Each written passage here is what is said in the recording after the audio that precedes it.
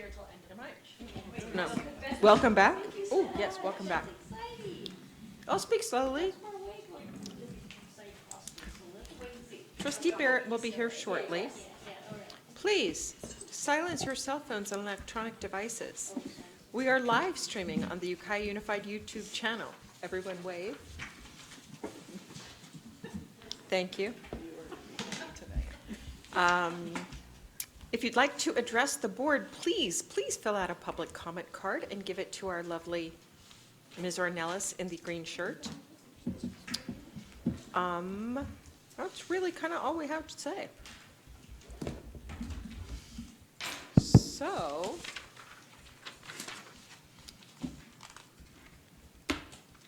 all right, let's do a flag salute.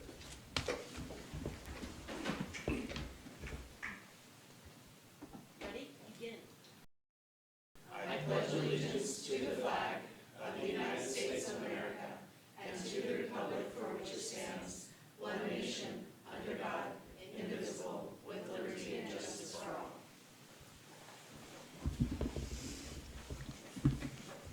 I want credit for not calling on the student all of a sudden and having him lead us in the pledge because that might be nerve-wracking. I should have warned you. What else shall we do? Let us approve the agenda. Are there any changes to the agenda, or is there a motion to approve it as presented? I so move. I'll second. Very fine. Any discussion? All those in favor? Aye. Any opposed? Great. Have we received any public comment requests for items not on the agenda, Ms. Ornelas? None received. Okay. We will move on then. Oh, or wasn't any, was there? Oh, we have to report out from closed session. Regarding item B8, consideration of classified leave of absence, there was a motion by Barrett, seconded by Nelson, to deny the leave of absence request from a classified employee, and the vote was roll call 7-0. Excellent. Anything else to report? Okay. My computer is still coming up here. Would a trustee like to read a brief summary of the acceptance of donations? There looks like 2 donations from Nokomis PTO totaling a little over $4,000. I move approval with gratitude. Acceptance with gratitude. I'll second that with gratitude. Excellent. Any further discussion? All those in favor? Aye. Any opposed? Excellent. We do not have our employee organizations tonight. We have our representative from Ukiah Teachers Union, who apparently is unable to vocalize. Okay. So, wait, weren't we moving the student advisor report to later? But yet here she is. That's great. Yes. Okay, so let's do that before, just in case she has to get back, because sometimes it always seems like there's a test the day after these meetings. So, well, or perhaps a Valentine's Day dance. Ms. Mortier, would you like to? Yes, thank you. Hi, everyone. I wanted to start off by saying something exciting that was announced recently was that Valeria Estrada was just chosen as the Region 2 Migrant Education Student of the Year, which is a huge accomplishment for her and for Ukiah High in general. And when I was reading an article, I found out that she will compete with students from all around the state for the California Migrant Education Student of the Year at a state conference in the beginning of March. Additionally, a Science Olympiad Invitational event was hosted on February 8th at the high school, and the team did very well. Specifically, Marshall Ung got 3 medals, which is unprecedented. Morgan Holstein was awarded 2. Daniel Au and Blake Knight got the team's first place medal of the season, and overall the team placed 5th out of 20 teams from the surrounding counties. Tonight, as mentioned, there's a Valentine's Day dance for the Interact Club at the high school. Funds raised tonight will support building a well to provide clean water for thousands of people in Malawi. Lastly, Ukiah High's mock trial team has their first major competition on February 22nd at the local courthouse, where we will compete against teams in the surrounding counties in the first and second weekend to decide which team advances to the state competition in Los Angeles at the end of March. And this is open to the public, so if anyone wants to come and watch, that would be awesome. That's all I have tonight. Wonderful. Any follow-up questions? Okay. So now we get to hear about the leadership team report. Scott Paulin, welcome. Thank you. Good evening. So I'm going to report a little bit about our middle college program running at Mendocino College. And for board members, you're aware of the program, but anybody else that's listening, this is a program of Ukiah High School that operates on the Mendocino College campus. The target for the program is it's open to all students, but we're targeting students who would benefit from the extra access to the college early while they're in high school. So high potential, but at risk of not meeting that potential on our high school campus of going off to college later. This program provides a bridge and an early access to college. So the students that go there actually meet on the college campus, and they take some of their courses from our teachers and some of their courses at the college and complete their A through G requirements in the process. Does this work? See if I push the right button. So one of the things that we're really excited about is that there is already in our second year a culture being developed out there. These students are starting to really feel like they're an entity on their own, even though they're a part of the school. This year, the students got together and designed their own t-shirt design for the middle college and got the t-shirts printed up so they can wear those to events. We had, I'm skipping down, but we had a number of students that actually came and presented all of our 9th and 10th graders in their science classes this year and explained what the program was about and what they liked about it as a part of our recruitment, but also just sharing about the program with the high school. The culture of helping each other academically has been really exciting too. When I go up there to visit, they've developed organizers and study groups, and they'll have on the big whiteboard in one corner all the various classes that they're in, because we scatter them out. Part of the goal is that we don't just have a college class that's packed with all of our students, but we try to spread them out 5 or 6 maybe in each college class, so they're actually interacting with other college students, right? And so on the board, they'll put each of the classes they're in, and then they can team up to figure out and make sure that they're not forgetting something that's due, and what assignments are due when, and then they work together on that. And basically what's really happening that's exciting is seeing this sense of pride when I go out there and talk to the students, and they feel like they're a part of something special that's going on. So that's been exciting. In terms of some data, we had 40 students this year. So they took in the fall a cumulative 185 units, which ranged, as you can see, from the arts to Western Civ to biology, math, all the way from intermediate algebra through linear algebra and calculus and analytic geometry. Our one student who started out very strong in mathematics is the one that's taking Edu 110, which is tutoring methods, because she's actually been hired by the college to tutor other calculus students as an 11th grader, so very impressive. Wow. Students taking their Spanish 200, which is the 5-unit college Spanish, or some of our students who are native speakers taking Spanish for Spanish speakers. So quite a bit going on there, and most exciting is that they posted a group GPA in college courses of 3.06 this semester, so not bad for a bunch of 11th grade students in college. With the spring, the 10th graders who took a little lighter load in the fall, which is by design, we have them kind of focus on classes that are about college orientation for the most part, unless they're really ready for something else. So when they're taking on more classes this semester, we'll be doing 225 combined units. And then next year, which we're already planning for, will be our full 3-cohort program running with 10, 11, and 12th grade. So we're designing and recruiting for the new 10th grade cohort for next year, and trying to put together a program for our 12th graders that'll be a little bit more flexible as they've grown up, right? So the goal next year will be for them to take their American institutions. Some of them will take English through us, and those who are ready will take English 200 at the college. And then we're designing a senior seminar-type system where those students will be teamed up with one of the 3 teachers, about 10 students per teacher, to do a long-term project in the fall, focusing on really figuring out who they are, what they want, where they want to go in life, what colleges they're interested in, what careers they're interested in, and then in the spring doing a long-term project that they'll present at the end. So pretty exciting stuff happening at Middle College, and overall successful. Got our few bumps, but we're on top of those with our counselors and supporting the students, so we're excited to see this program grow. Questions? Trustee Fernandez? I don't have a question, I just have a comment that I think it's really wonderful when Ukiah Unified can offer programs like this and not like a one-size-fits-all.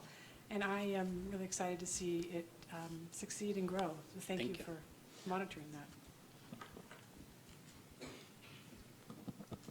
I'm really happy to hear about the program too. Can you remind me if we're hitting the enrollment targets we expected or not, or do we care? We care. I mean, I meant like if it wasn't. Yes, no, we are a little low. This 10th grade cohort this year was 14, so we're trying to hit a target of 26 to 30 with each cohort. The initial recruitment so far has been getting in more applications than last year's initial recruitment, and we're still working on that, so. Do you mean the rising 10th graders, you only have 16, or the current 10th The graders? current 10th graders in this year, we had 14. Okay. And so you're, Juniors. So the juniors that are there this year are, what is that, 40 minus 14, quick?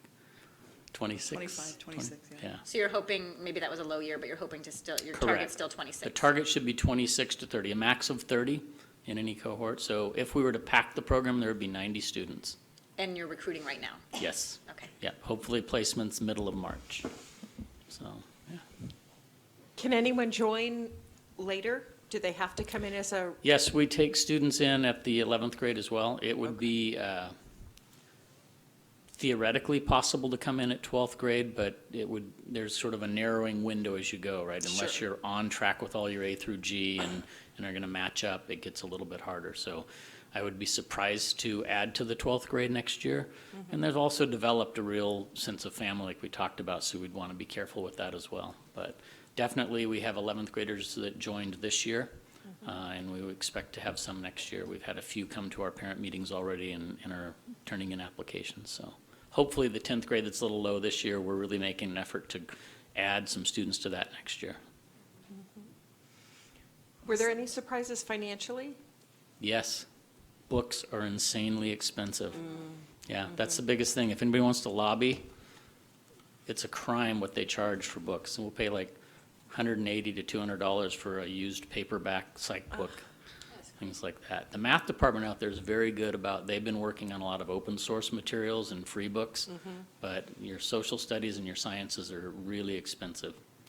The one benefit we have is that until some instructor changes or changes the book, we develop a library. So each year, each semester, we have kids that are taking courses that we've had already, and we're keeping those books, of course. So that is sort of a front-loaded expense that should diminish as we go.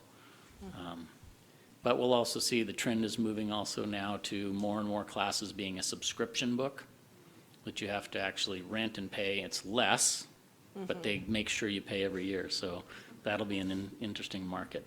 Otherwise, no, the college has been very good with working with us on student fees and things like that, and it's been pretty smooth financially.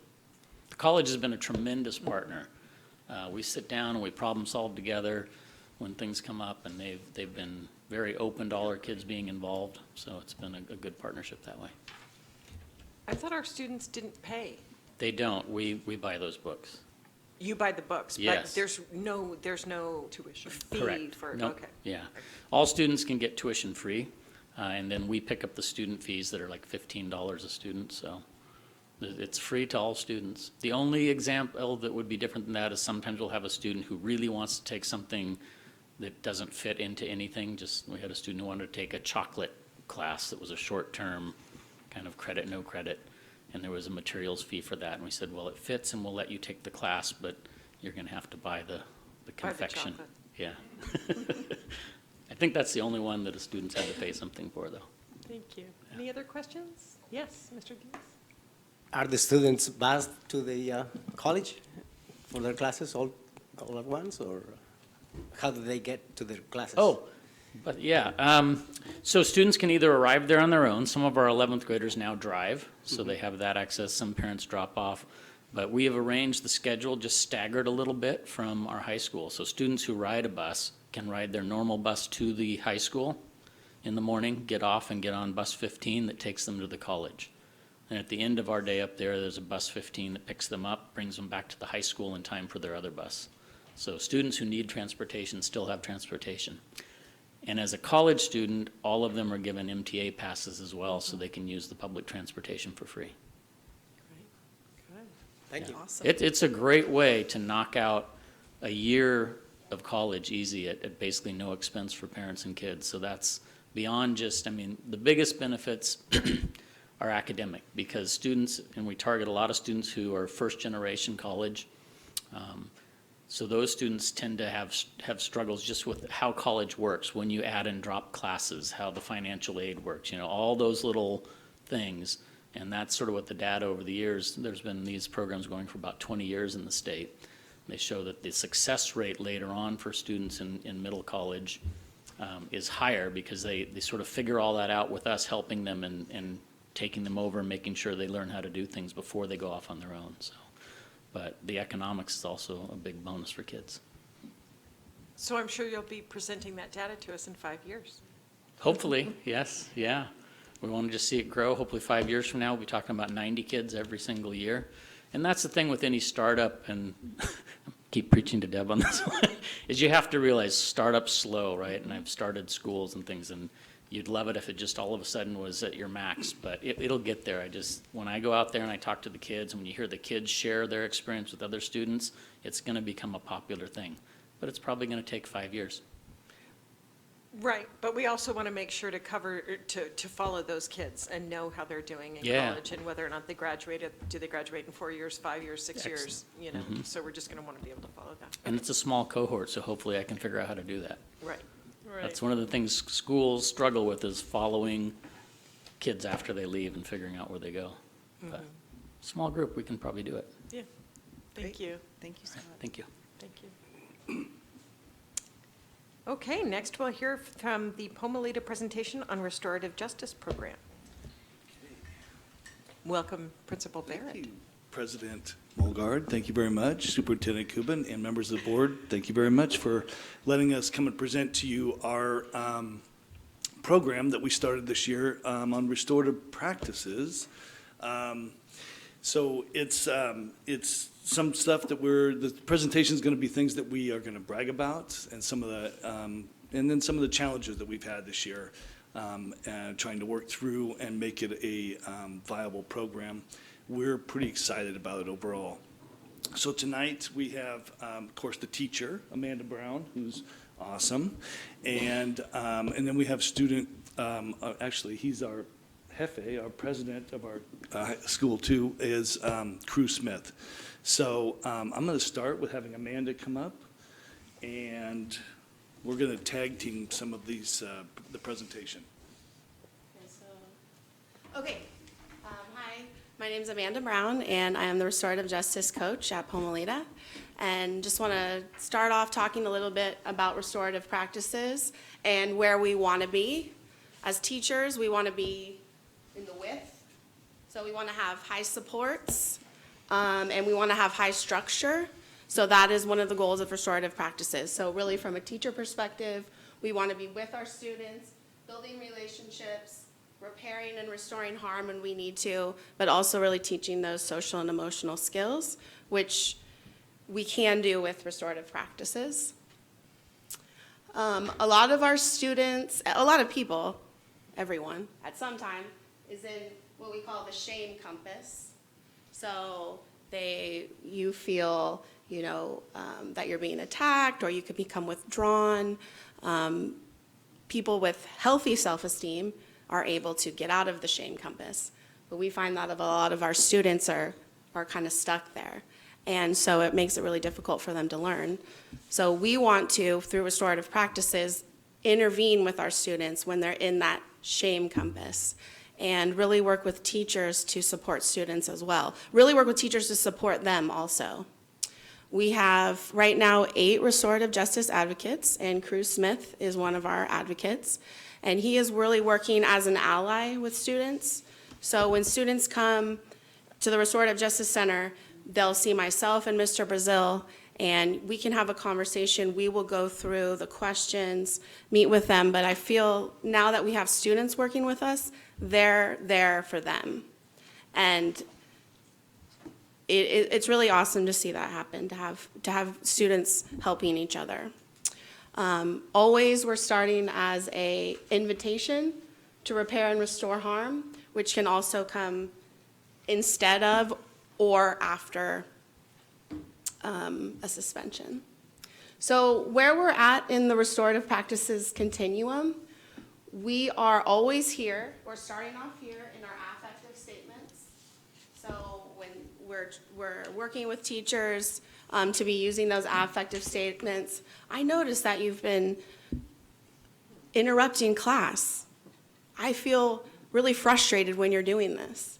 Because I value your education, would you be willing to raise your hand when you have a question or give me a signal that you need to talk? And so we're working on this, the affective statement, so we're communicating to kids that we see what they're doing and that they're not their behavior. You know, this is their behavior, but we are inviting them to be a part of the class. So that would be just on a daily basis with teachers. If I see somebody in the hallway, I'm going to be using my affective statements with them. When students come into the Restorative Justice Center, we're going to move on the continuum into the restorative question. So immediately when they come in, they fill out a sheet. They answer all of these questions. And then I speak with them or an advocate, and it's, what happened? And starting off like that. Not a, what did you do this time to get sent out of class? Or what's wrong with you? Why are you always getting sent out of class? It's really just a what happened, and then what were you thinking about? What have you thought about since? Who's been affected? How have they been affected? What do you need to do to make things right? And, you know, sometimes kids fill out the sheet and it's all, I don't know, I don't know, I don't know, I don't know. Okay. No one's ever refused to fill out the sheet. And it really is a time to calm themselves. It's starting the reflection process. But then when we get to speaking with them, we can get down into what was going on at the time. And, you know, maybe they didn't eat breakfast. Maybe they got in a fight with their parents. There's a lot of things that can come up in those conversations. When we get to the part about what do we need to do to make things right, those are then the conversations that we need to have with teachers. And sometimes it's the teachers. Sometimes they're having a bad day, and that's what we can kind of dig down to. So we're moving on the continuum, small impromptu conversations with students where we can ask them these questions anywhere, and then circles. The restorative conferences, we're not quite there yet.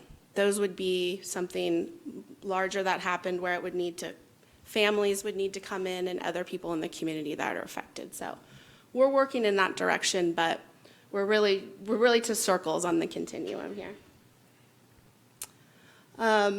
Basic kind of intake situations, referrals could be sent. Maybe students need a place to just have some quiet time. They could be suspended, coming back from suspension, or as an alternative to suspension. Students that are coming in for drugs and alcohol, they are also referred to counseling services. So, this is an example of a circle that was held in a classroom. So teachers could have had a rough day. Somebody maybe blew out in class, and we want to come back to class, and we need to have a circle about that. So this is an example of a circle that we had in the class. I have a little, sorry. I don't know how to get back. Small button.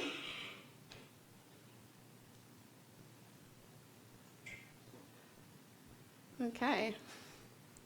There we go. Well, there we go. So in this clip, okay. Technical difficulty. Go back one, Ian. Are you able to click on that link? So they.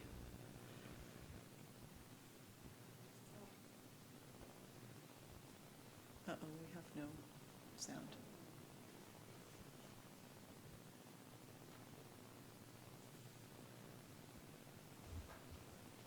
Well, I could tell you this, I watched this a lot of times. I'm introducing the koosh ball.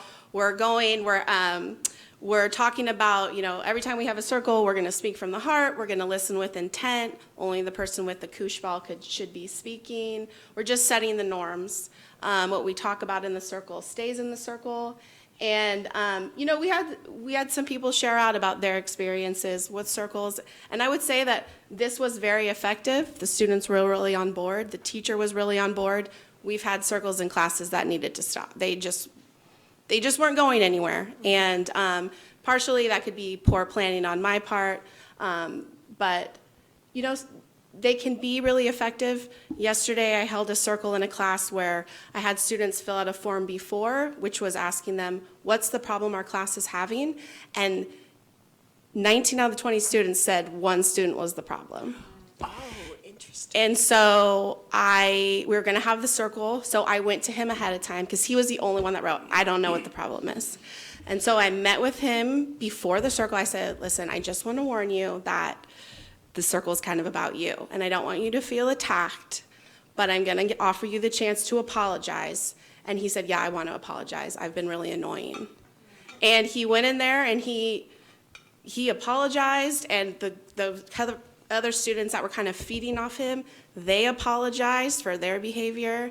And I thought that it was just a really good opportunity for him and for them. And I'll check in with them, and it was just really powerful. There was a couple kids in this circle that had to apologize for their behavior. And it's just an invitation to do that. And we're all sitting in a circle, so we're all at the same level. There isn't somebody, the teacher standing up behind.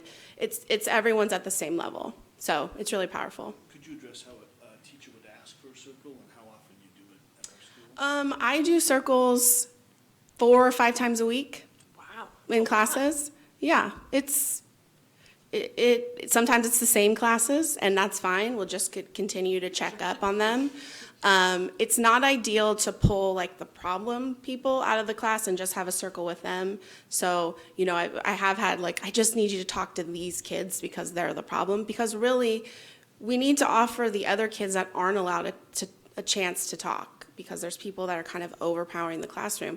They need to be able to say, yeah, you're always talking and I never get a chance. So, so teachers can request, and sometimes a teacher will request just to have a circle with a student, just one student. I had a teacher who kind of blew up at somebody, and she felt really bad about it, and she realized that she needed to work it out with him, and he was totally surprised, and it went a long way when teachers are willing to apologize for their behavior. So. Can we go back to I'm afraid to touch it now. Ruin it. Okay, so I'll go to the next one. I do want to add one more thing too, that Amanda does circles at most of our staff meetings. Sorry. Amanda does circles at most of our staff meetings also, just to keep teachers feeling like they should be doing it in the classroom. We want to show them and just sort of incorporating that skill set in, to teachers. So the students that are coming in as an alternative to suspension, we're also starting out with filling out the form. What happened? What were you thinking? We do morning circles. We do practice on mindfulness. A lot of the students that are being sent out are academically really behind, so it gives them a good opportunity. I'm there to support them, supporting them, reaching out to their teachers and asking for their work, because a lot of them are just, they don't even know how to do that. So helping them ask for the help that they need, and then I'm able to help them with their work and just get them organized. I see kids come in and it's like, let's just clean out your backpack first. Let's start there, And then we'll find all the work. Before we ask your teachers for more work, let's look for the work in the bottom of your backpack. And that's actually kind of like a mindfulness activity for some students, just really like get organized, clear everything out, and then we end with a closing circle. A lot of times by 8th period, we'll have a whole lot of kids in there, and so we can kind of have a big circle. And I'm not saying kids are getting kicked out of class to come have a circle, but the kids that are in there want to talk, and it gives them an opportunity to talk. So it's good, yeah. I like it. I like their enthusiasm about circles. So I'm gonna invite Cruz up to talk now and speak about his experience and what he's noticed. Hey, as you know, my name is Cruz Smith, and I'm the 8th grade president of Pomolita Middle School. But today I'll be presenting as a student advocate for the Restorative Justice program. So it started off with Advocate Training Day, where we had someone come in and give us a slideshow on how to, approach someone properly and how to deal with some major problems and stuff. And it went really well. It was a good opportunity to learn and understand what this was more in depth, because this is a new program for us. We're used to the usual detention center, as we used to call it, ICE. And I think it's just a real people building skill to have, to be an advocate, and just doing group circles and stuff. I've just recently started having practice with actual live students and stuff coming in, and it's been really great because it's people building skills and stuff like that, and it's just a better way to learn how to approach people. And I mean, it's just been a great experience overall. It's way better than what our old program was. It's more with the student, instead of just telling them to sit down for a period and then you can go back to class. It's more in depth to where you can actually talk and through the problems. If there's something going on at home, the old program, we wouldn't have been able to recognize that and be able to work through it to make them a better person. We would have just let them sit down and, just do nothing. Some people use it as a sort of time waster for class if they want to get out of class, but it's mainly good. We don't really have a lot of people doing that. It's just people that need help. There was this one time where I'm in the 7th and 8th period class where most of the people come in at, and this one student was in trouble for what they thought was no reason. But they were really scared because they said in their reflective justice paper that they were being abused at home. Yeah, and whenever they got in trouble, that would happen. So it's just kind of a reality check for some people, and actually it makes me more responsible and more reflective on my own being, because you get put in situations like that where you have to act fast, or you'll be harmed, or that person will be in trouble.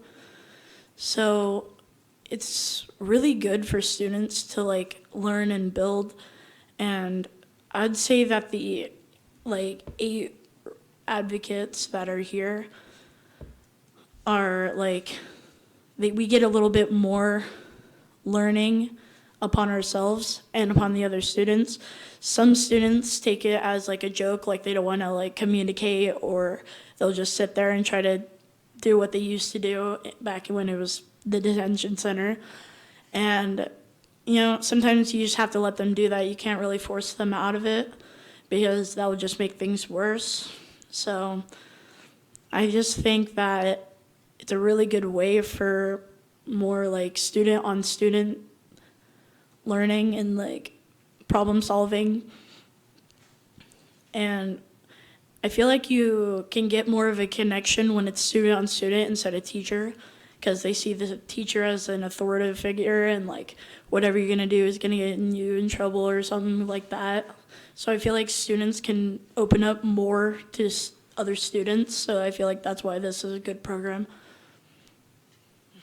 I'm sure there'll be questions. Do you want us to wait until the end? You can ask Cruz questions now. I was just going to have them, could you address the other advocates? Are they all like you? Are they like the president? No, they're not. Actually, some of them are what you would call reformed. Like, one of my really good friends is an advocate, and she got in trouble a lot. Like, she got suspended on a regular basis. She got in trouble a lot as a 6th and 7th grader, and she's completely changed as an 8th grader.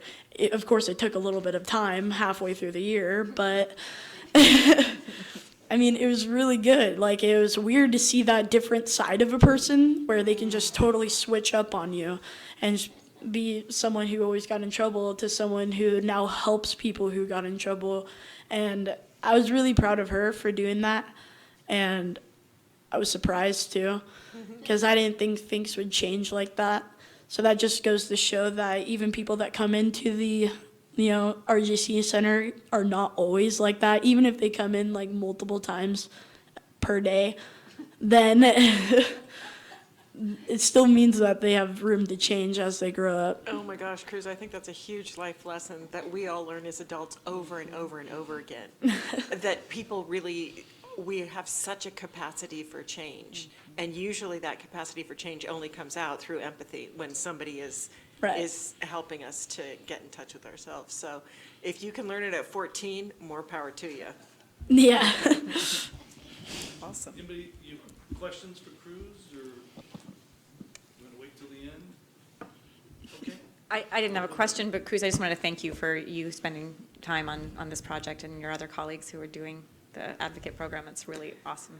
Yeah, it's been really fun, even though like it's kind of hard because this is not an elective class. You have to take time out of other classes to be in this. So yeah, so that's probably one of the reasons why not as many people sign up. Sure. Because all of the extra work you have to make up. So you leave another class and that just creates like extra homework for you? Basically, yeah. Okay. And would you turn on your microphone, please? Sorry. I'm also an honors student, so I'm in the Algebra 1 class and honors LARTs and stuff like that. So it makes it a bit more difficult doing extra homework every night and stuff like that. But I mean, you have to do what you have to do to, help your community. That's awesome. Yeah. Very good. Thanks, Cruz. Okay. That's a tough act to follow. Let's see, I think the next one, so this is Cruz in that when are being trained basically with another student. Just real quickly, I wanted to mention, Cruz talked about his friend that is another student that's in there. She was also the first person in RJC at the beginning of the year. She spent the first 2 days in RJC.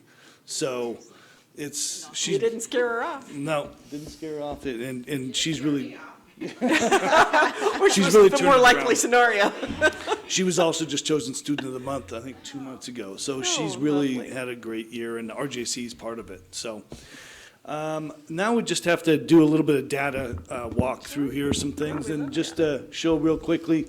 This graph shows the breakdown of students who visited 1 time, 2 times, 3 times, 4 times, and 5+. They talked a little bit about, we do have some frequent flyers that spend a lot of time in that RJC room. I mean, some students will spend 5 days or 5-6 periods a day in that class.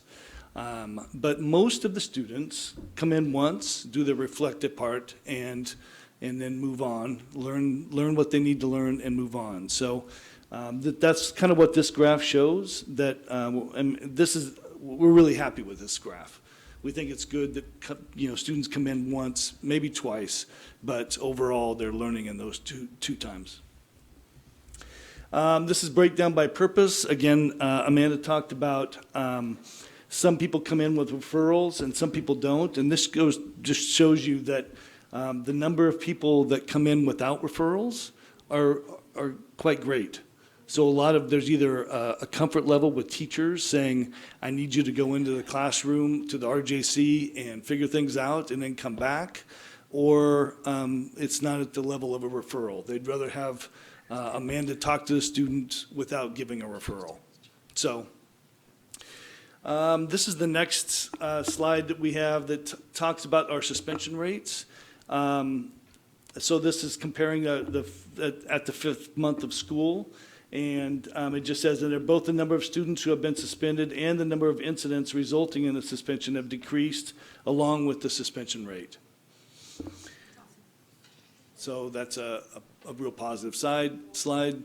This slide, kind of hard to see, but it talks about the dispositions by the first, let's see if I can get to my notes here, by the first semester. It's kind of interesting.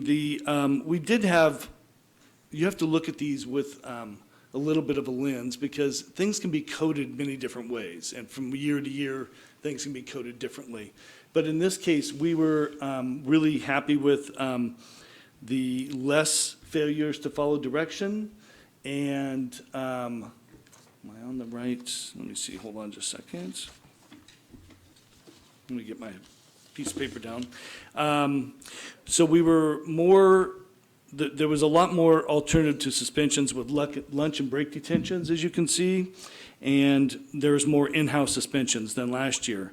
So overall, the RJC handling the situation without a disposition most of the time.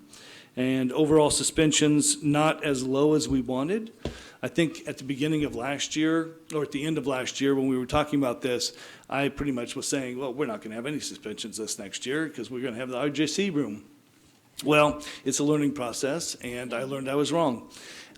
We do have suspensions. We do have things that we have to suspend kids for.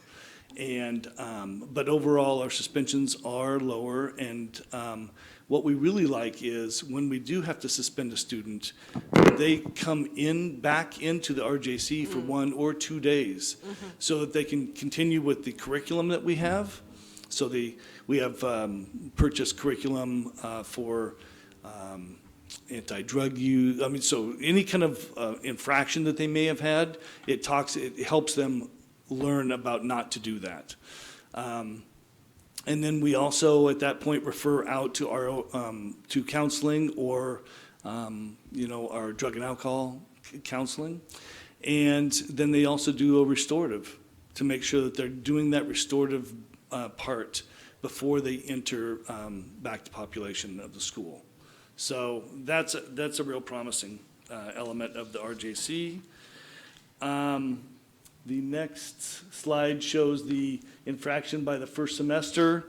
Again, we have more disruption and defiance this year, if you look at that, and less failure to follow directions. Those are the two big parts of this slide. I did want to go through a couple of things that I called it shifting our mindset, or I think Amanda wrote that, which I think was really nicely. I think I said problems with what we were doing or something like that, but she said it much better than I did, shifting our mindset. Here's some parts of the program that we really had to work on and we're still working on. We've had trainings for our staff and changing the mindset of teachers to a growth mindset versus a restorative versus a consequence. There are teachers that just, get them out. I don't want them in my class. Get them out of here now. Suspend them. Go. But we're trying to change that to how do we change behaviors? How do we modify behaviors and using the RJC for that? Staff buy-in. We've had to really kind of work on our entire referral system. It hasn't been easy. We've had many staff discussions and circles that Amanda's led, about when you send somebody, when you have to take care of it in your classroom, when you ask for a circle, when you ask for that restorative element. And it's been a journey. So we've spent a lot of staff time in our staff meetings about that. We've had 2 different training days, and then Mickey, our trainer, has come in and trained the students on 2 separate occasions. She's coming back. Space. Space is really, one of the things we learned was we need a bigger space for our RJC that we have now. We need a bigger room to do that in, and because we used kind of a small room for those of you that have seen it. So space is an issue that we're going to have to work through. Maneuvering through data and reporting. Because we wanted to make sure that we were giving you guys some data about what we were doing, and we had to figure out how to code things the right way, how to code when kids were in the RJC, how to keep track of who was in, who and why they were in. It's been a journey there also. So that was a real problem that we had, and we think we're pretty good at it now, but we're still doing things manually instead of having it already in our system, in Aries and that kind of stuff. So some things we still are figuring out manually that I think we could do a better job on. This whole thing has been really personnel driven. I mean, you can tell, we have Amanda, she's doing an amazing job. She's a true leader in our staff when it comes to these kind of things. Teachers can come to her for all kinds of help. And of course, Mr. Brazil has been great in it. So 2 things that it is really a personnel driven situation. You need to be successful. It's all about who you take on the bus with you. And so the other thing is evaluating student referral form overall. We talked about a little bit in our discipline strategies. We're constantly renewing that. We've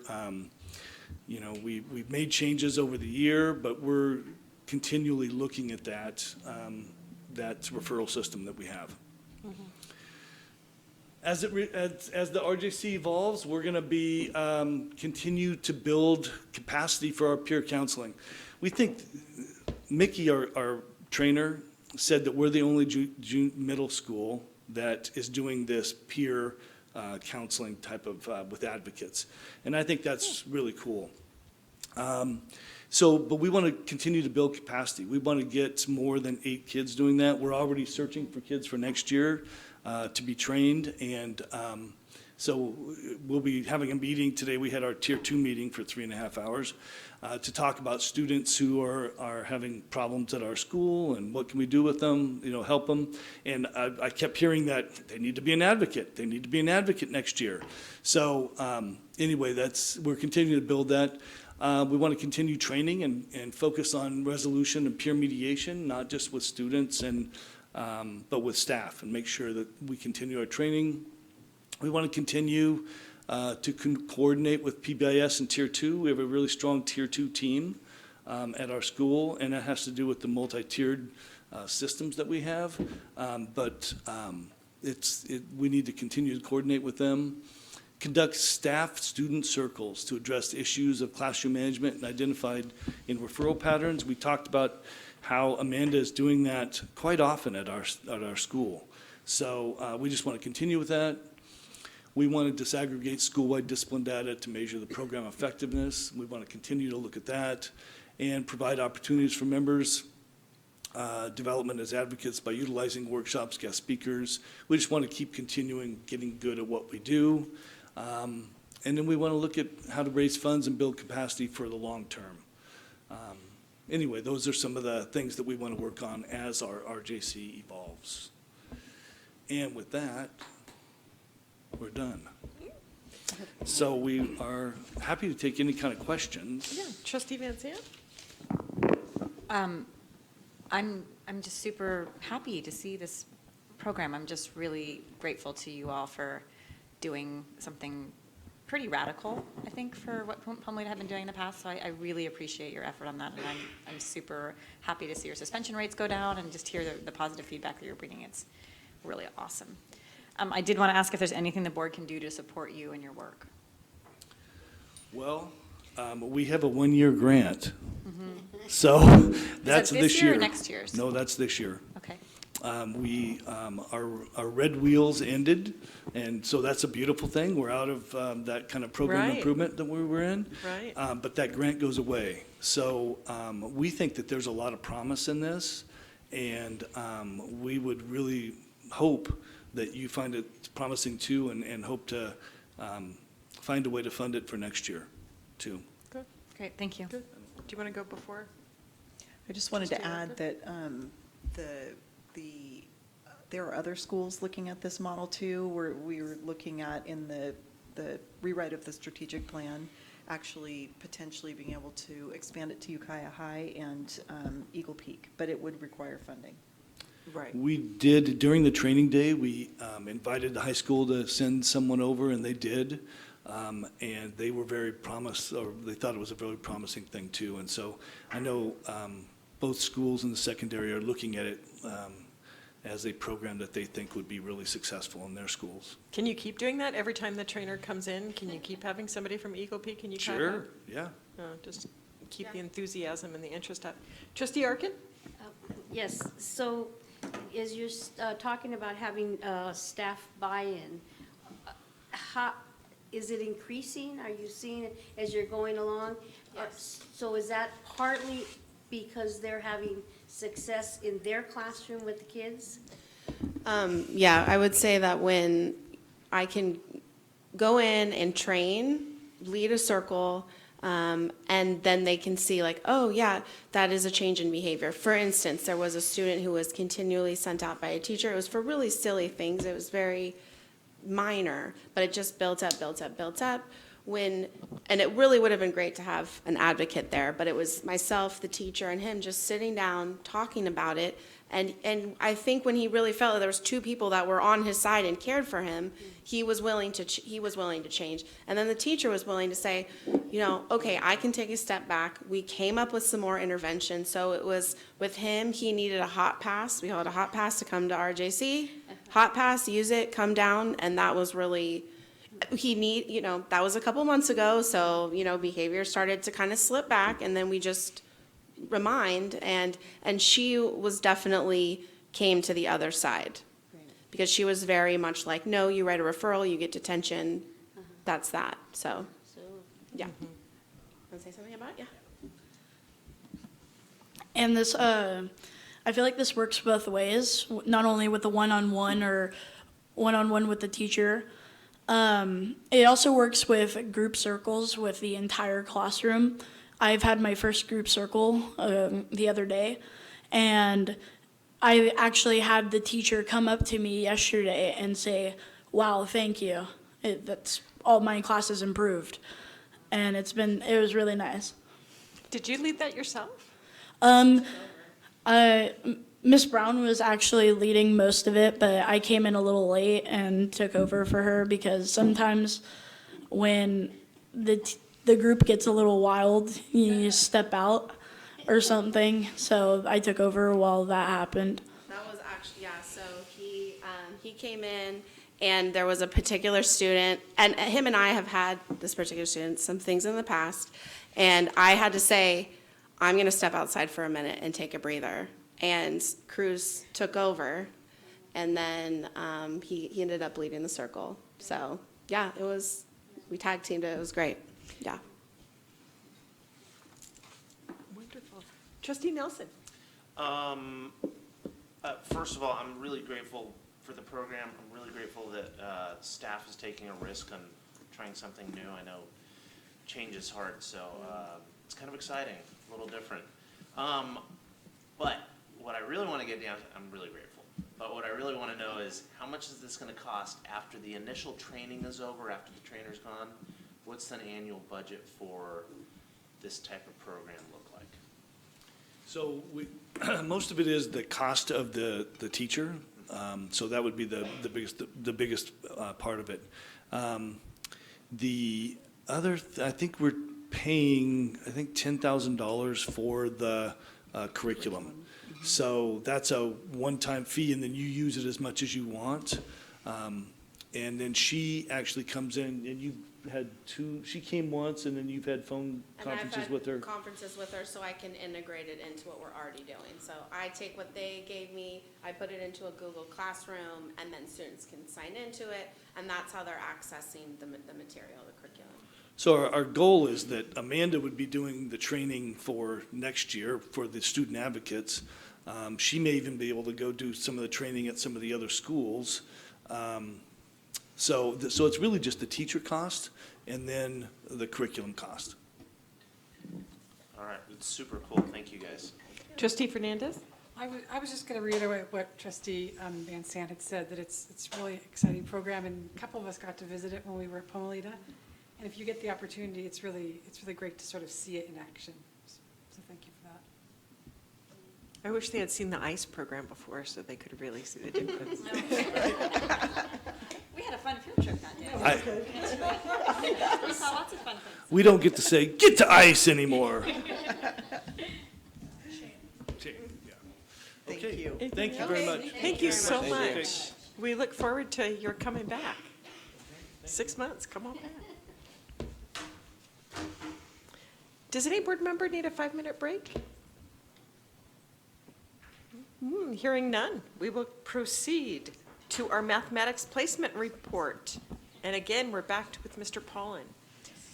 And Mr. Paulin, thank you for stepping in. Our assistant superintendent is taking the night off, so we're happy to support her in that. And Scott, thank you for jumping in for her. And thank you for prefacing that. So no really hard questions. I'll do my best. So math placement, basically, again, our goal at Ukiah Unified is to have our students ready for their future. Our basic graduation requirements are aligned to the state minimum. So all students are expected to complete 2 years of high school mathematics, including Algebra 1. If we're going to prepare our students for entry directly out of high school into the CSU system or the UC system, they need 3 years, including Algebra 1, intermediate algebra, and geometry. And especially if you're looking at a highly impacted UC, you need that 4th year of math as well. So the math pathway that's set up, the sort of standard pathway, this middle one, where 6th, 7th, and 8th grade math would prepare students to enter high school ready for Algebra 1.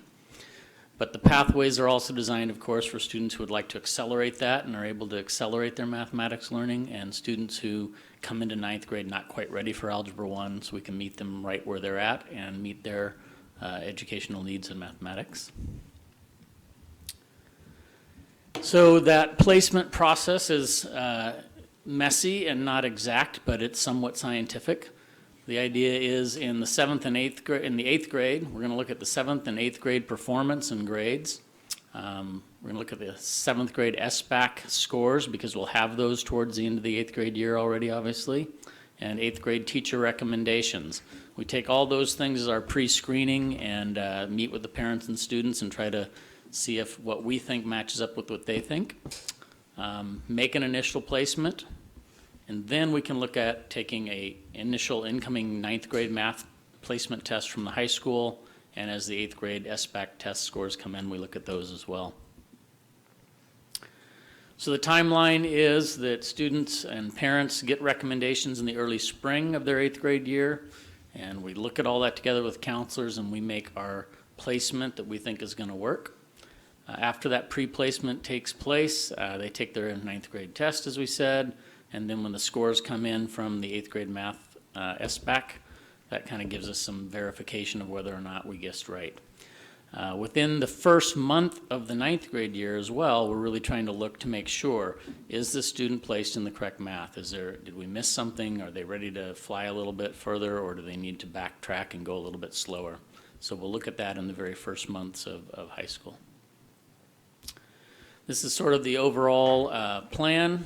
Starting in the first week of February, we start looking and figuring out placements, and it just sort of runs through a process all the way down here to the February board meeting where we're doing this and explaining the process. I'm not going to spend a lot of time on that one. So the upcoming slides that Katie put together, we're going to look at some graphs that are going to give us an idea of the percentage of enrollment by course. We're going to look at demographics and how our different demographics are doing towards meeting our goal of ninth grade, ready for algebra in ninth grade. And on one chart in particular, actually all the charts coming up, we've color-coded it. So hopefully we're going to be green, which means we're improving and we're getting more kids at grade level on target for Algebra 1.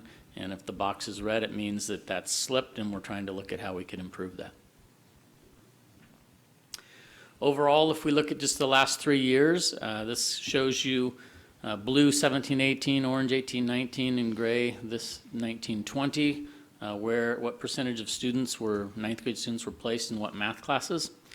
The one on the end circled is, again, our target. How many students are we entering ninth grade at or above Algebra 1? We've grown just a little bit from 2017-18, but kind of remained flat there at 56%. So our goal, as we've been talking about, is to see that bubble moving continually up, maybe 6 to 10% a year. We'd really like to see those gains so that we can get more and more students coming into ninth grade ready for Algebra 1. The percent of students enrolled in Algebra 1 and above at ninth grade level. So again, if you look at the far right, 19-20, the green indicates that we've improved from 17-18 on the percent of students. Overall, the district has, this year, 56% of our students came into ninth grade ready for Algebra 1. Our one group that slipped and went down a little bit is that Native American group, and they're also one of our lower groups in terms of having them ready for algebra. So we're looking at interventions and what we can do earlier, even all the way down into elementary, to improve our math proficiency for Native Americans. I think it's interesting that female-male split is still, we're seeing more of our female students coming in ready than our male students. But if you look from 17-18 to 19-20, we've actually closed that gap a little bit faster. We've had a little bit bigger rise in our male population, so that's good, although the difference between last year and this year, last year there was a little tighter difference. So We've seen that, we saw that a couple months ago as well, that the males were, that it was surprising. surprising that they're It behind or wasn't, they're it wasn't, catching up. well, it wasn't the trend. The trend had been that girls did better until about eighth grade. Mm-hmm. But what we were finding was that that wasn't true. And this was a couple months ago, we were looking at, I think we were looking at the SBAC. Okay, yeah. So this is sort of disaggregated and looking at the courses at or above algebra. So as we would expect, the bulk of students who are at algebra or above are going to be in Algebra 1. That's the goal, and that's what we're trying to prepare most students for. And those numbers have been increasing over the last 3 years for everything except our SPED went down just a little bit. Geometry also regressed a little bit here in 19-20. And we're looking at that a little bit, but again, the goal being Algebra 1, and I'm seeing more and more of our students coming in ready for that Algebra 1. So part of that could be that we're getting more students placed in there instead of trying to push them a little bit faster than maybe they're ready for and getting them into geometry. And of course, very few coming in ready for Algebra 2, but there's some students, so that's kind of encouraging. Can I ask a question? So this is, these are people who are entering geometry as ninth graders. Correct. So this doesn't say how many of them there are. This is just the percentage breakdown. Correct. So 10% of our Hispanic students in 17-18 at ninth grade came into geometry. And in 26% of our white students entered geometry in ninth grade? I don't think that could be true. I think it's 26% of the number of kids who went into geometry, right? Correct. So there's probably only a handful that go into geometry Correct. Yeah. for ninth grade. So I guess I'm wondering The what bulk that, are going into Algebra 1. right, I was interested in what that number was. Because, We don't have I that in mean, this it can't be more presentation. than like 20 students, right? We can get back to We- you on that. we Well, I can don't get care it, that but much. Don't, I mean, Yeah. I think, because our goal is not really about geometry and Algebra 2 in ninth grade. Our goal is around Algebra 1 in ninth grade, Correct. right? So, Yeah. okay. But we want to include the fact that while our goal is to have students ready to enter ninth grade and take Algebra 1, or above, that we do have a handful of students who are actually accelerating in that pathway that's set up to allow students to accelerate in middle school. I think it's important to note that some students are accessing those accelerated pathways and coming in ready for geometry. That Right, makes but whether sense. we have more or less of those is less of a concern. Exactly, and that's what I'm saying. I mean, because if you're going up in algebra, and I don't know, some of those kids who had been accelerating geometry might actually just be in Algebra 1 now instead. So I think it's kind of a, And I don't think, have to I mean, look I don't at want to belabor actual this, but I don't think there's a numbers. ton of research that accelerating math excessively as a ninth grader is really super important. not No, if you're it's not ready certainly for not. it. Yeah.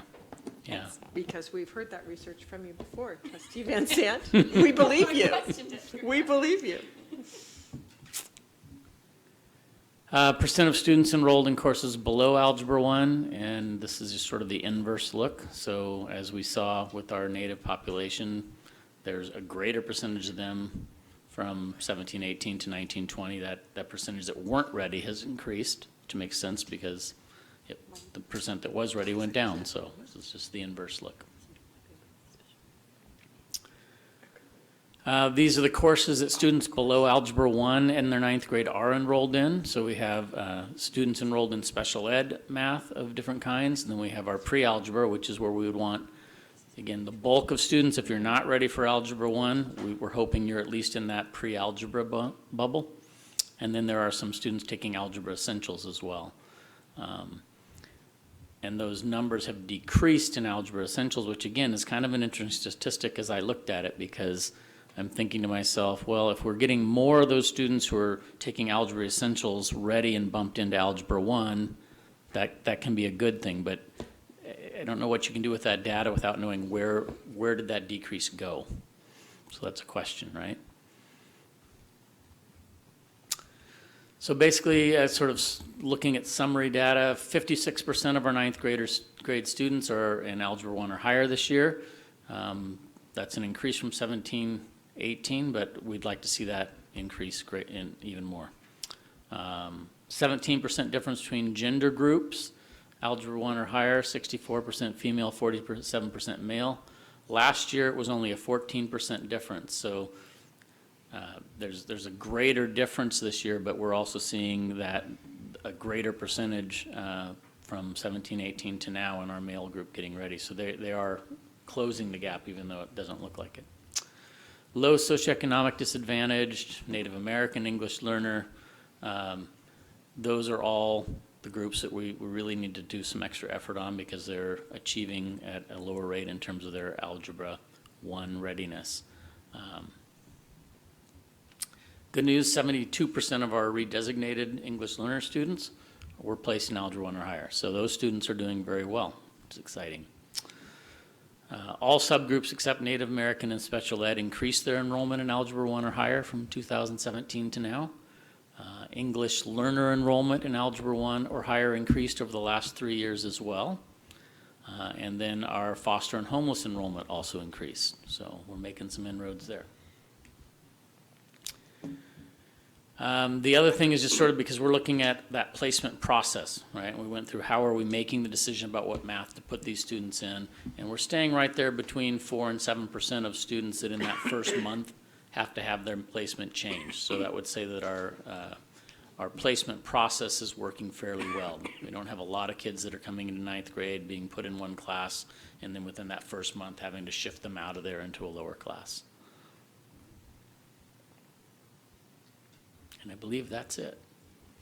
So I'll take easy questions. Anything? I'm wondering, was there a reason that we were hearing this report today other than I think we're supposed to, according to board policy? That is correct. Okay. Correct. I didn't know if there was something more significant we were supposed to be drawing from No. this. Okay. No, although I would say as we're doing strategic planning, math is definitely one of our focuses we're looking at next year. So this is all good data. Right. But pretty summative is some of the questions you asked, you have to look at real numbers to see where are people moving and what's happening. So, but Katie's good at crunching numbers, so we're looking at it. Go ahead. I just wanted to add, not in this report, but at a future report, we're going to share with you the PSAT results. And that will be an interesting tool to use also for math placement. We've done a quick glance at how students did on the PSAT compared to their, for eighth graders, what course they're in math, and if they're in the honors program. So it's just another interesting data piece. But we will come back to you. Potentially, yes. And as the kids roll into ninth grade, it'll be just another piece of data that people can look at. You know, one of the problems with having lots of pieces of data is sometimes you try to use them all. And I'm concerned that your process for placement is rather cumbersome and energy intensive. And I'm wondering if there's any of you who feel that way, or if you're all happy with it. You do a lot of work, and then you have a new data point at the end that is pretty dispositive. So I'm not sure why you're needing to do all this work, and then you have another data point, which is the SBAC or something. So you've done the test, you've done the grades, the test, then the SBAC, and it just seems like, is there any way to make that faster and easier? I'm not sure, and the counselors and the math middle school teachers. teachers are working on that. So that would be a question for them, is this something that they're finding cumbersome? I think, one of the positive things is that we seem to be doing a pretty good job of not having kids misplaced. And I know that that has historically been problematic in schools, is not making good data decisions on placing kids in math, so. I haven't. Higher percentage of that moving, that right there, is that what you're saying? So I'm saying, this would indicate that in each of those years, that's the percentage of students who started in the math course we thought they should be in, and within the first month, we went, whoops, this isn't where they should be, and we had to put them in something else. So. And some of that's even, we do have some students, when I've been talking to a couple people at the high school, who everybody's kind of saying, this is going to be a stretch for you, but you're right on that line. Mom and dad want you to do it. You want to do it. We're going to let you give it a try, right? And so even some of all those data points we're getting help us know to be watching really careful and making this kind of move before the kid sinks. So that's another piece of the puzzle, is we'd rather catch kids before we're way into the year and they're failing if we can, and get them in the right place where they can get what they need. And we've worked on this placement process probably over the last 3 to 4 years with math teachers and administrators at both the middle school and the high school level. Also, the math pathways we've worked on over the last 5 years. And I would say, in general, people are pretty satisfied with it. I mean, the SBAC is just one little additional piece. I think grades and teacher recommendations and math placement test, interim assessments are probably more heavily weighted than the final SBAC score. Yeah. And now you have the PSET score. Well, it's just another. I think they use the SBAC just to verify, basically to verify where they are with, is that just that end point? Yep. It's not really, too much more work. So you're looking for surprises, like, oh, I Yeah. can make that. Yep. Exactly. That number of changing students out of classes is really low. It is. That's extremely low in my experience, that's really low. And to answer your question about how many students are in geometry, we have 2 sections of Algebra 1. I think Eagle Peak has 1, so it's about 90 kids, and then some other kids also probably from the other schools that start. So right around 100 is my guess would be of the students that are in geometry as 9th graders. Okay. So they probably have 3 to 4 sections of geometry. I was mixing them up with Algebra 2, but Algebra 2 would have, the ones that would have been very few. Hardly anybody, because we just don't offer geometry at the elementary schools. Well, it'd be nice if we did, at the middle schools anymore. So maybe a couple kids will go to the college and try and do geometry over the summer? Yes. But only if they're super motivated. Right. When your daughter went to school, we had, I think she had Algebra 2 in 8th grade. Or, no, geometry, excuse me, in Geometry 8th in grade, 8th and then Algebra 2 in 9th. So we don't do that anymore. If you look at the pathways, we're really happy if kids get to 9th grade and take Algebra 1. So, I'm happy. Nothing else? All right, thank you so much. Thank you.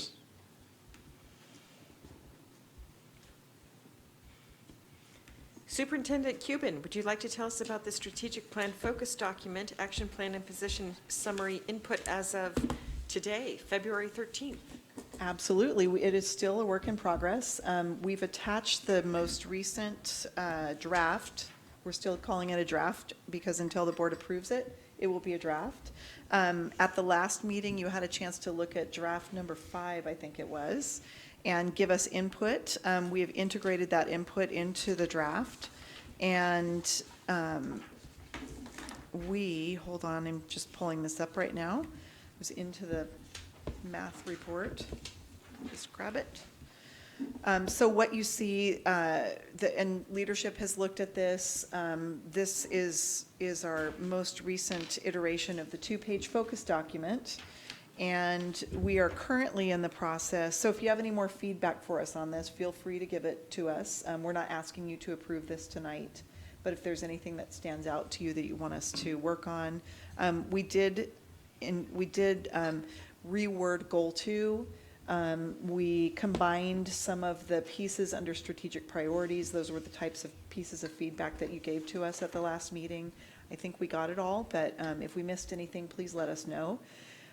Where we are right now is we are in the process of writing our action plan, and our hope was to have something to you tonight. It's just been a little bit slower.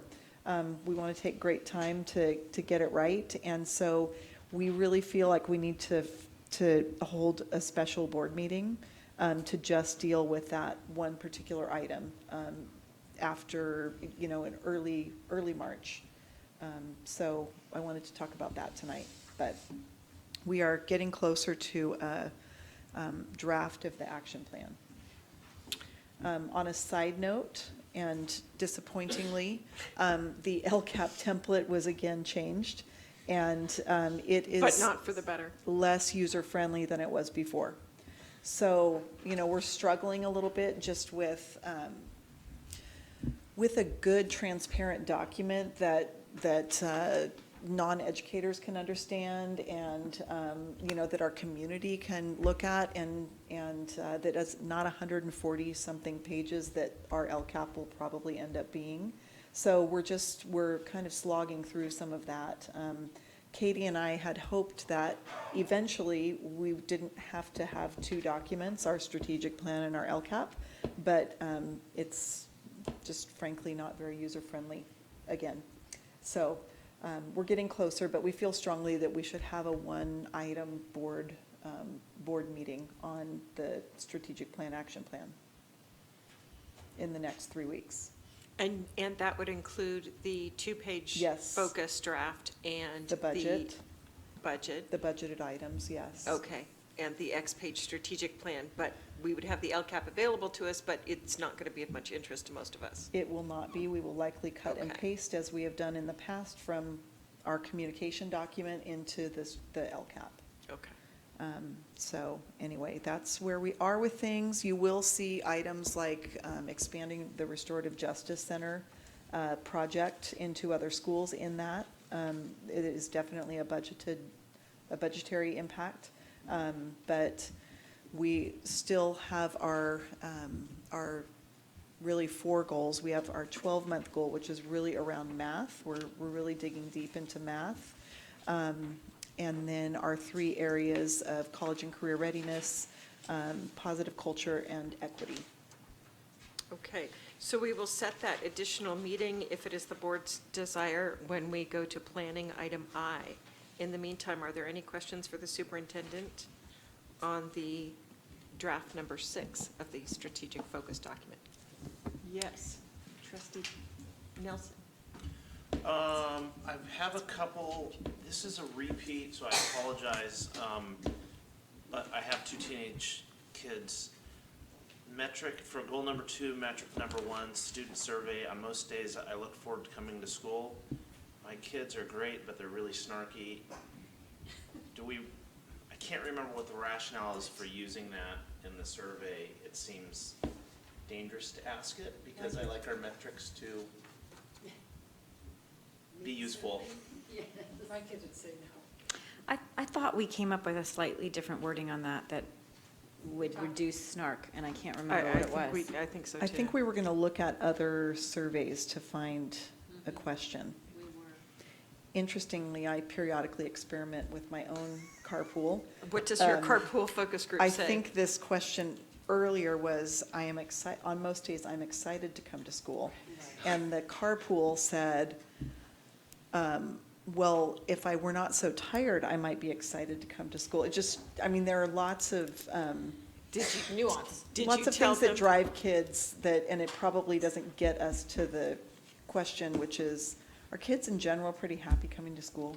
I think there was something along the lines of, there's at least one thing that makes me want to come to school, but worded in a better Yeah. way, right? was- So you didn't have to admit you liked school. I guess my right? suggestion is if we can't find something that is more snark friendly, then we should need to find something that is kid proof. The second question I had is, what is tiered fidelity indicator? It's an instrument that we use to measure PBIS implementation in our school sites, and we look for 70%. And there are two different tools that are used to measure PBIS implementation at school sites, and this is the one that we use. And it's something we've been working on in the district for a long time, and it's also used, remember when Grace Hudson received the gold award, the state level award for PBIS? It's the tool that's used for that too. And we look for schools to be at 70% or higher for their implementation. Okay. I have something here that says perma standard, but I have no idea what that means, so I'm going to ignore it. And then the last comment is the district has been working really hard on focusing, and I think that concept we need to keep pounding away at it. In the strategic approaches and goals, our very last bullet point is reduces the number of initiatives, and my feeling is that we should really highlight it and say, hey, everybody, let's focus. So I would like to see that move to the top. Just one young man's opinion. Okay. Trustee Van Sant? I think my feedback is probably not appropriate for a board meeting, not that it's like inappropriate, but Never. it's not inappropriate feedback, but I just not sure the right. If we're good on the content here, I feel like this document needs some work in terms of layout and flow. It's, for me, not, it's not something that's working well for someone who's not deeply invested in it. Like this, the metrics for goal 1 are in a chart form, the other ones are not in a chart form. The metrics seem like way big, and you can't even really tell what the goals are. So my thought is maybe if the content is all good, we could work on the way this form looks, if this is going to be the key document. I don't know if it is. If it's not, then it doesn't matter so much. But if this is going to be the key document. and okay, so then I'll I be think calling it you. definitely needs some like rearranging-ish type work. We've rearranged it so many times, and we Okay. would love your input.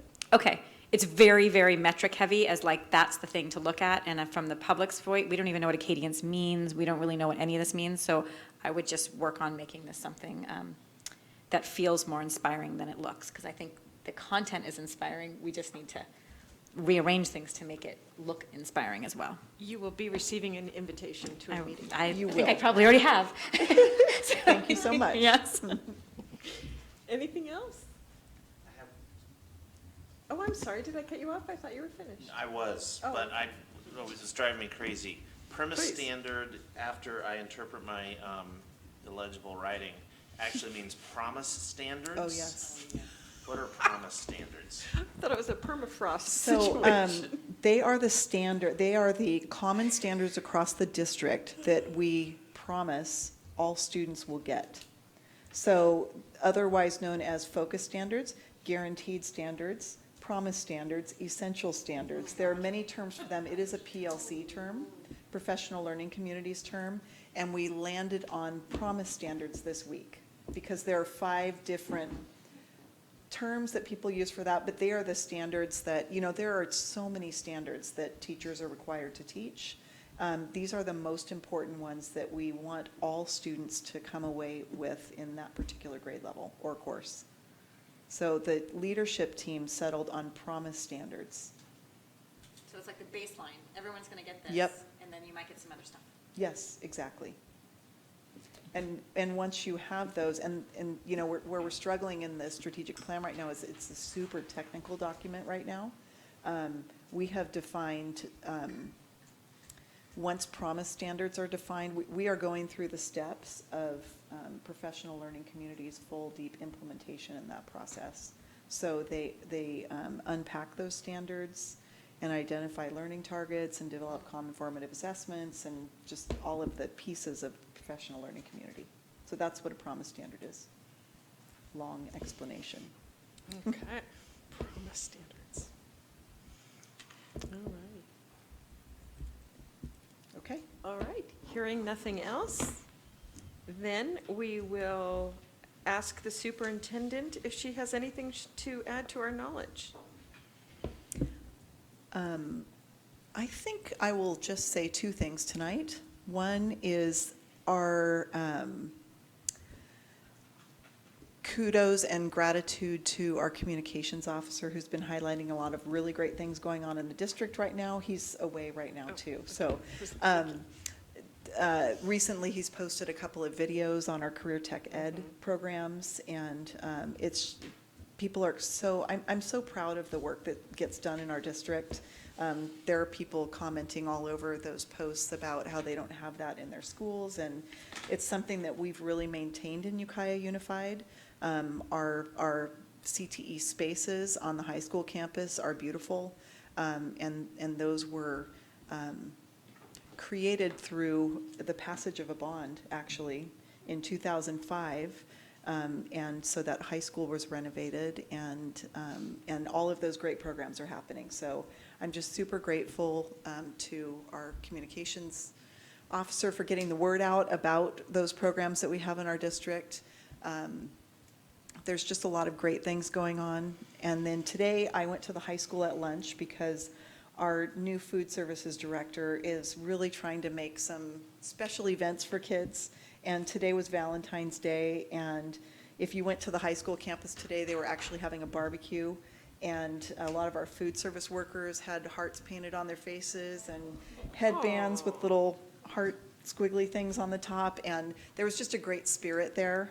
They were serving popsicles and at the elementary schools, same thing, and heart-shaped chicken nuggets. And I really appreciate the extra effort to make kids have a special experience around Valentine's Day. We are working fast and furious on the strategic planning process, and of course, all of our facilities work. So I'm really grateful to the many volunteers we have working right now. So thank you all so much. Wonderful. Thank you. Board members. Trustee Van Sant, anything to share? Oh, can we just raise them rather than make being put on the spot, do you mind? Not at all. Trustee Van Sant, if you don't have anything, Well, please I don't do. feel. Actually, Oh, good, excellent, okay. I was going to go down the line, so, okay, thank you. I'm not sure if my purpose is to add knowledge to the board, We'll but I'll be be the judge brief. of that. Okay. I did want to comment that, unfortunately, this is becoming more common, but there was a lockdown at a couple of the schools a couple days ago, Tuesday. And I just wanted to commend the staff for getting information out super quickly, that it seemed like the process gets faster and faster each time, and there was something on Facebook really I felt like my daughter who was texting me was well-informed herself, and I just really appreciate the communication being so aggressive and in a good way. And I think sometimes I hear feedback from the community that is questioning that, and I'm always like, don't you want them to take care of the kids first? Yes. And if it took them 20 minutes, that's not that much, because you want them to take care of the kids first. So I just really want to push back sometimes when the public is like, I didn't know immediately, and I'm like, you want them to deal with the kids first, and like, I felt like the communication was awesome, so thank you for that. My question always is, what would you do if we told you 15 minutes earlier? You have no role, except to worry, so stop. It's not a very effective argument, but. Trustee Nelson? Yeah, I have a couple items that I wanted to share with everybody this evening. We received a report about our 2020 waste reduction, 20% waste reduction that we're shooting for. I really want to thank the schools for putting the time and the effort into it. It's great for our community. It's really good for, you know, Mother Earth, which sounds a little silly, but it is. So I'm glad that we're still focusing on that. We have progress. We're not there yet, but it was really nice to see the positive parts about that. The other thing that I wanted to share with everybody tonight is we have a lot to fix around the school district. We have about $70 million in M&O. I had it earlier. What's M&O mean? Thank you. Maintenance operations. We've got about $9.6 million in deferred maintenance. In the next 5 years, we have $8 million that we need to come up with. I'm not sure where that's going to come up from. Actually, I'm kidding. I am super excited about Measure A. I just wanted to give an update on where we're at. Some people might be wondering what Measure A is and how it works. Measure A is a bond that hopefully our community will support. It's going to raise approximately $75 million to help cover that total of, anyways, we really need that $75 million. We got a lot of projects, some old schools. It's gonna fix heater, air conditioners, bad sewage systems, roofs. Megan talked about security issues, so it'll help improve our security and communications. But the long and the short of it is it's gonna fix it's funding that will help us fix our old schools. And I'm looking at plastic straws, and that's not what I wanted to look at. So we've been working really hard getting the word out. We've been using those green signs you probably see all over our community. We've been doing call banks, and I really want to thank the people that have been helping out with that. It takes a little bit of time, but what I have found is that people want to know about Measure A. They're excited that we're working on our schools. The feedback has been just really positive. So I encourage anybody who hasn't had a chance to work with us on the phone banks, send me an email, or Ann has all the information as well. But we could use some help getting the word out because some people have questions about it. It's really easy to answer those questions to get their buy-in. So by all means, if you happen to be watching, come on by, we'll teach you how to do it. And I think that is it. It's really looking positive. So that's what's going on with Measure A. Thank you.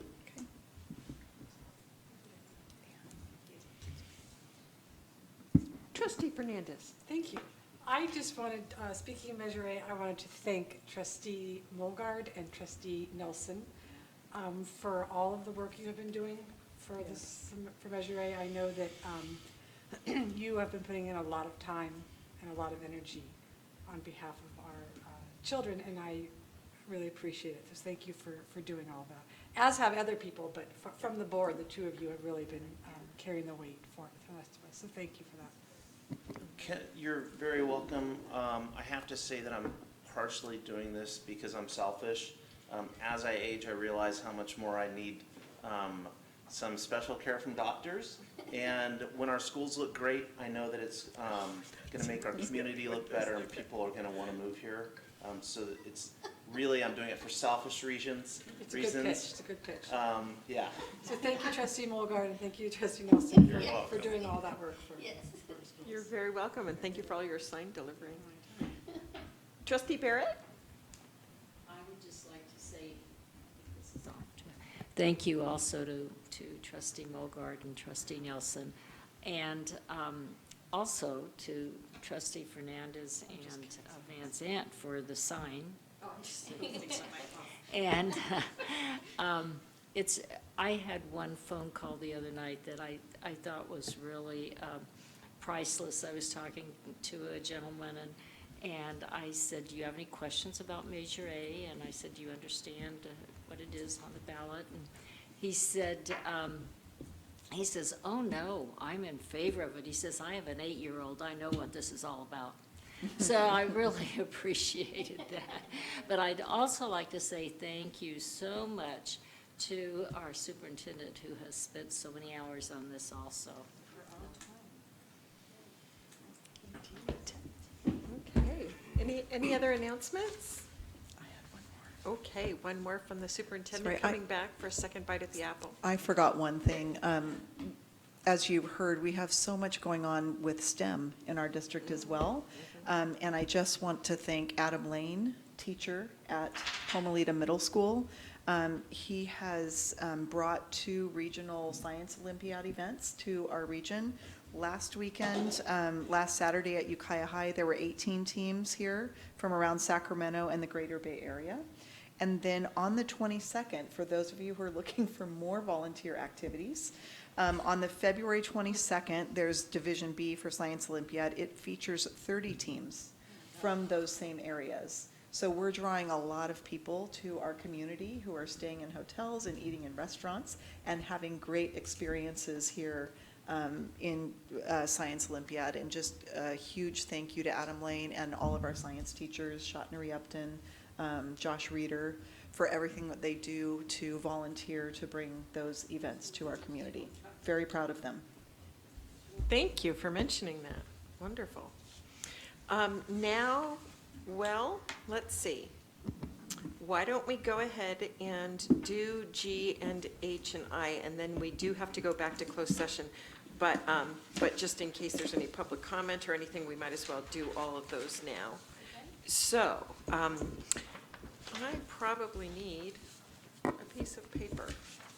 Here, how about that? No, I probably need a piece of paper that says the student expulsions Oh, I've got it number for on you.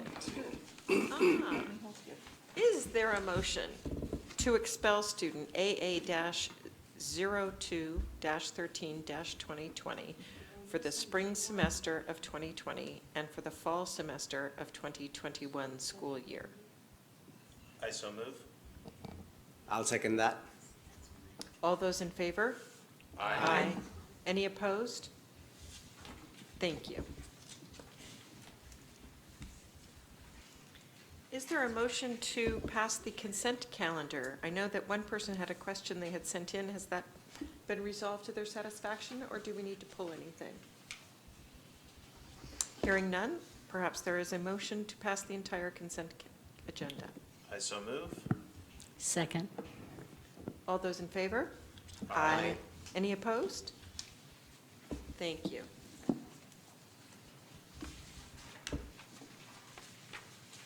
We now go on to planning.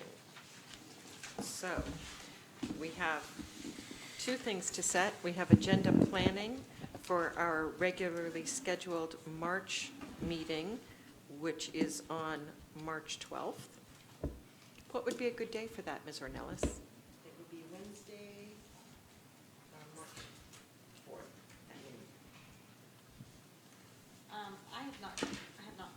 I have not done agenda planning in a while. I'd be happy to do it. Excellent. Is there another volunteer? I'll second that. Excelente. All right. We've got Jose. I don't know why I started saying that. We've got Megan and Jose. 12 o'clock? 12 noon on Wednesday, March 4th. And then what day would staff like to propose our special meeting for the strategic plan?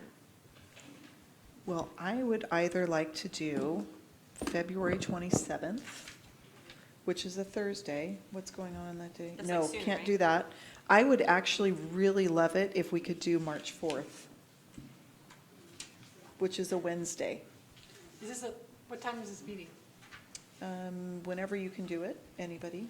You can get here, we can do it whenever, 5 o'clock? I could Can we get do that? here by 5. What? The boardroom will not be available. Well, there's a 6 o'clock workshop in the boardroom. Ooh. Well, that's no good. So how about the 5th? Is there anyone not available on Thursday, March 5th? I know, Deb, that's a really hard day because we have the CAPS network, but I don't see any other days that we're going to be able to pull off. Do you? Maybe you see something. can we meet somewhere else? The high school cafeteria? Has to be somewhat public, right? I mean, we can't be. Yeah, the Pomaledia Library is a better spot if we were going to meet somewhere else. The 5th is, I mean, Or the 4th elsewhere? It's Or is an that all-day annoying meeting. too? Yeah, it's okay. She Here? can tell it's not really a Here in event. Ukiah? the 5th or the 4th, you have to travel. We'd rather do the 5th, it sounds like. It's okay. All right. Thursday, the 5th? What time? Would 5:30 be better for those of us who? I mean, it can't do before 5. 5:30 would not be bad. Sounds good. 5:30? And what's the time commitment? I would say a good hour and a half. Hour and a half. 5:30 to 7. So this is a special board meeting. This is on the strategic plan.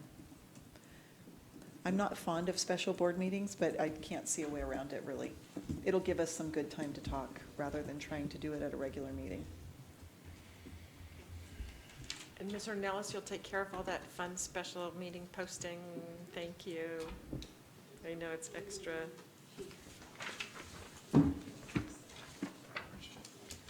Okay, so that is now 5:30. Perfect. Got that down. Now, that's that. All right. Are there any agenda items that the board would like to be sure to include on the March 12th meeting? I have one item. It has come to my attention that we do not have representation at the state level of CSBA for the fall, for this coming year. You should do it, Tyler. I need to, I'm afraid that one of the dates may not work, so I may not be the best representative, but I need to look into that. But if we could put some agenda time, say 5 minutes on our next board meeting so we can meet the deadline. Fabulous. Maybe myself or some other. I second that. I grades think, to do that. I think we've been unrepresented in that forever, and maybe it's finally time for us meaning somebody else on the board, to advocate for our schools at the CSBA. As Right. the largest school district, In we the do county, we kind have- of have an we should- obligation we to should- take our turn, at The least. global we should do our duty. Yes. Global we. I have one other agenda. I think it's already on the agenda, but I did want to make sure the MOA with Ukiah Police Department was coming back sometime soon. We plan to bring that back in April or May. It's on our radar, though, for sure. Okay, thanks. Trustee Arkin, did you have did you say something? Okay, sorry about that. Okay, so that's all for our planning. Then we are not adjourning, we are retiring to finish our closed session item, and we will return here to report out on closed session afterward. We expect you all to be here waiting patiently.